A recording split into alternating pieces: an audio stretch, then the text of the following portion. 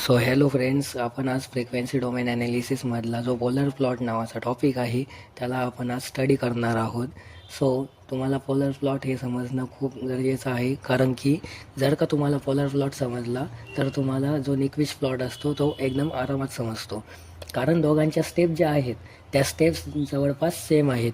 निक्विशमध्ये थोड्याफार additional step आहेत, पण पोलर प्लॉटनुसार तुम्ही ड्रॉ करत गेले तर तुम्हाला त्याचे मिनिमम मार्क्स जे असतात ते भेटून जातात. सो खूप महत्त्वाचा टॉपिक आहे. हा समजला तर निक्विश आरामात समजेल आणि याच्यावर आपल्याला न्यूमेरिकल एक्झाममध्ये येतं. SPVOचं एक न्यूमेरिकल असो किंवा ऑटोनॉमीचे एक्झाम असो, त्याच्यामध्ये पण हे न्यूमेरिकल आपलं पडत असतं. सो आपण आता ते स्टार्ट करू.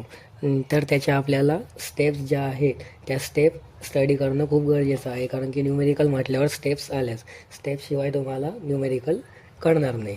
सो स्टेप्समध्ये स्टेप नंबर 1 काय आहे आपली, convert the given transfer function to the frequency domain analysis by replacing S by J omega.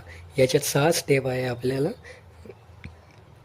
पहिल्या स्टेपमध्ये त्यांनी काय केलं की जे गिवन ट्रान्सफर फंक्शन होता आपल्याला त्याला फ्रिक्वेन्सी डोमेन ॲनालिसिसमध्ये कन्वर्ट करून घेतलं. कसं कन्वर्ट केलं की जिथं जिथं आपल्याला एसची व्हॅल्यू दिसते तिला जे ओमेगाने रिप्लेस करायची, तर ते आपलं ट्रान्सफर फंक्शन फ्रिक्वेन्सी डोमेन ॲनालिसिसमध्ये कन्वर्ट होऊन जातं. हे आता तुम्हाला न्यूमेरिकल जेव्हा आपण घेऊ तेव्हा ते तुम्हाला अजून चांगल्या पद्धतीने समजेल. सो नेक्स्ट स्टेप काय आहे आपली, step number 2, find the magnitude equation. मॅग्निट्यूडचं इक्वेशन आपल्याला स्टेप नंबर 2मध्ये फाइंड करायला लागतं. सो मॅग्निट्यूड इक्वेशन फाइंड झाल्यानंतर थर्ड स्टेपमध्ये काय असतं की calculate the phase angle equation. आपल्याला मॅग्निट्यूडनुसार फेज अँगलचं इक्वेशन आपल्याला कॅल्क्युलेट करायला लागतं.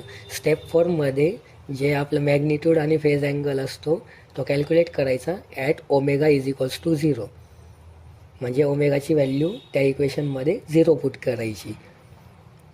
आणि स्टेप 5मध्ये काय असतं की calculate the magnitude and phase angle for omega is equals to infinity. जिथं जिथं आपण ओमेगाची व्हॅल्यू असते तिथं इन्फिनिटी पुट करायची. आणि हे सगळं करून झाल्यावर आपल्याला फायनल स्टेप करायला लागते 6 नंबरची. ती आहे फायनल पोलर प्लॉट आपल्याला ड्रॉ करायचा असतो. Draw the final polar plot. या स्टेप जर का तुम्ही नीट समजून घेतल्या ना तर तुम्हाला न्यूमेरिकल सॉल्व करायला काही अडचण नाही येत. सो हे न्यूमेरिकल जे आहे आपलं G of s into H of s is equals to 10 divided by s plus 2, हे एक आपल्याला इक्वेशन दिलेलं आहे क्वेश्चनमध्ये. याला आपल्याला पोलर प्लॉटने सॉल्व करायचं आहे. ओके, तर याच्यात फर्स्ट स्टेपमध्ये आपण काय करतो की त्याला फ्रिक्वेन्सी डोमेनमध्ये कन्वर्ट करून घेतो. फ्रिक्वेन्सी डोमेनमध्ये कन्वर्ट करायचं म्हणजे काय की जिथं जिथं त्या इक्वेशनमध्ये आपल्याला एस दिसतो त्याला जे ओमेगाने रिप्लेस करायचा. G of J omega into H of J omega is equals to 10 divided by J omega plus 2. मी काय केलं इथं फक्त जिथं जे ओमेगा एस होता तिथं जे ओमेगा पुट करून घेतला.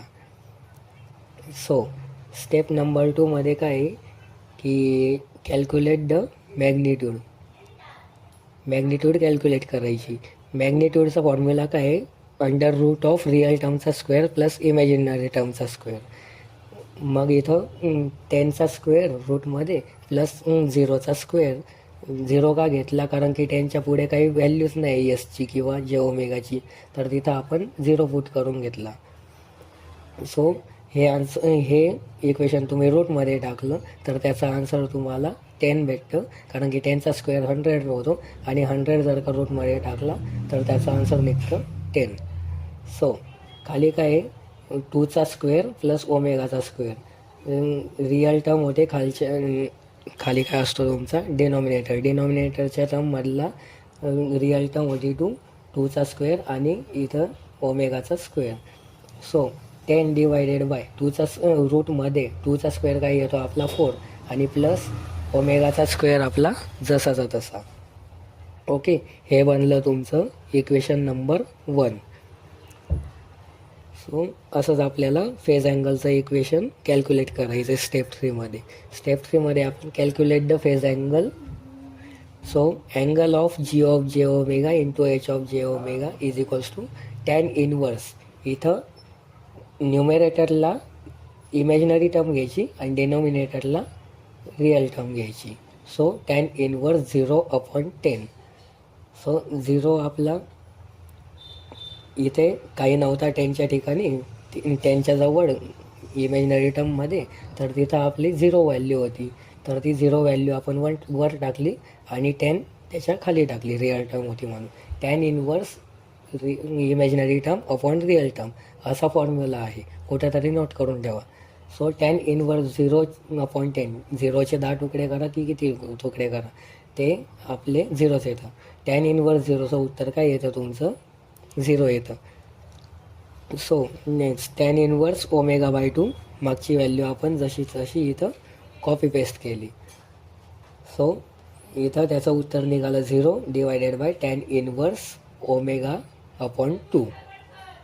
सो हा टॅन इनवर्स ω/2 हा 0च्या जागी रिप्लेस झाला, खालून वरती गेला तर तो मायनसमध्ये कन्वर्ट झाला. सो आपलं फेज अँगल काय आलं? Minus tan inverse ω/2. हे झालं आपलं सेकंड इक्वेशन. हे दोन इक्वेशन आपण काढले. आता इथं आपण व्हॅल्यू सबस्टिट्यूट करू, त्यानुसार आपल्या पुढच्या स्टेप आपण करू. सो स्टेप 4मध्ये काय आहे की put omega is equals to 0 in equation 1 and 2. जे आपण मॅग्निट्यूड आणि फेज अँगलचं इक्वेशन काढलं तिथं ओमेगाची व्हॅल्यू 0 पुट करायची. So G of J omega into H of J omega आणि 10 डिवायडेड बाय √4 प्लस ओमेगाचा स्क्वेअर असं होतं. तर ओमेगाचा स्क्वेअर, तर ओमेगा जो आहे त्याला आपण 0ने तिथे रिप्लेस करतो आहे, बाकी काही नाही करत आहे. सो वरती आला आपला 10 आणि खाली रूटमध्ये 4 प्लस ओमेगाचा स्क्वेअर म्हणजे 0चा स्क्वेअर. 0चा स्क्वेअर 0च येतो, म्हणजे √4 वरती 10 जसं तसा आणि √4चा आन्सर येतं 2. हे तुम्हाला कॅल्सीमध्ये एकदम आरामात जमून जाईल. सो 10 डिवायडेड बाय 2 त्याचा मॅग्निट्यूड आला आपला 5. सो मॅग्निट्यूड काढायला असेल तर आपण फेज अँगल कॅल्क्युलेट करू. For the omega is equals to 0, angle of G omega into H J omega is equals to minus tan inverse ω/2. जिथं तो ओमेगा आहे तिथं फक्त आपल्याला 0 पुट करायचं आहे, बाकी काही नाही केलेलं. मायनस टॅन इनवर्स 0चे 2 पार्ट करा का 10 पार्ट करा, आन्सर 0 राहतं. मायनस टॅन इनवर्स 0चा आन्सर हे तुम्हाला भेटेल 0. हे कॅल्सीमध्ये सबस्टिट्यूट केलं ना तर तुम्हाला आन्सर भेटून जातं. फक्त ब्रॅकेट वगैरे जे असतात ते नीट टाका, म्हणजे ते तुम्हाला इझी जाईल, म्हणजे जे आन्सर आहेत ते रॉंग नाही येणार, राईट येतील. सो नेक्स्ट स्टेपमध्ये ओमेगाची व्हॅल्यू इन्फिनिटी पुट करायची. आता हे मॅग्निट्यूडचं इक्वेशन जसं तसं आहे आपलं, तिथे फक्त जी ओमेगाची व्हॅल्यू होती तिथं मागच्या स्टेपला आपण 0 पुट केली आणि इथे आपण इन्फिनिटी जे आहे ते पुट करतो आहे.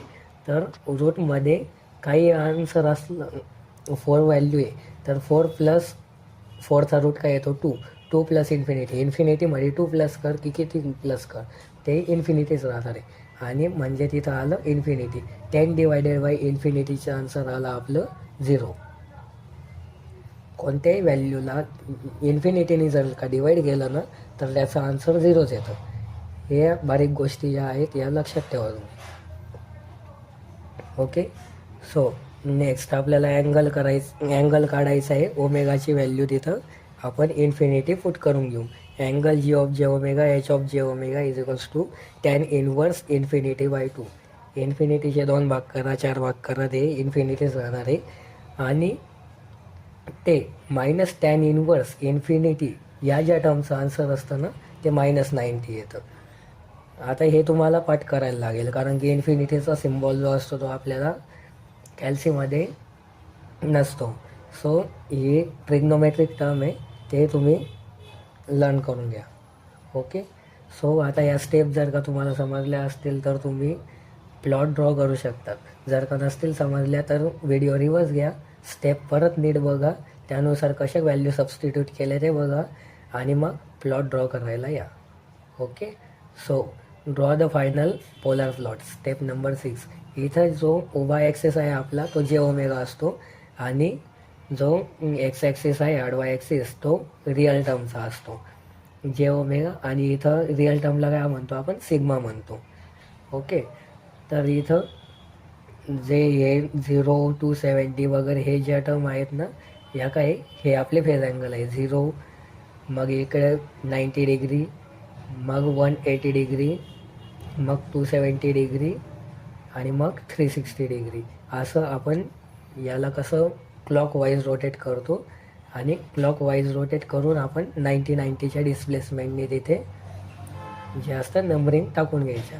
0, 90, 180, 270. आता याहून सोपं काय सांगू, 9चा पाडापाठ असेल ना, 9 2 18, 9 3 27, 9 4 36, ते फक्त तिथं पुट केले आपण व्हॅल्यू. ओके. सो इथं आपला पहिला मॅग्निट्यूड काय आला, आपला 5 आला. तर त्या 5 म्हणून इथं आपण ज्या या नंबरिंग आहे ते 5 पर्यंत गेलं.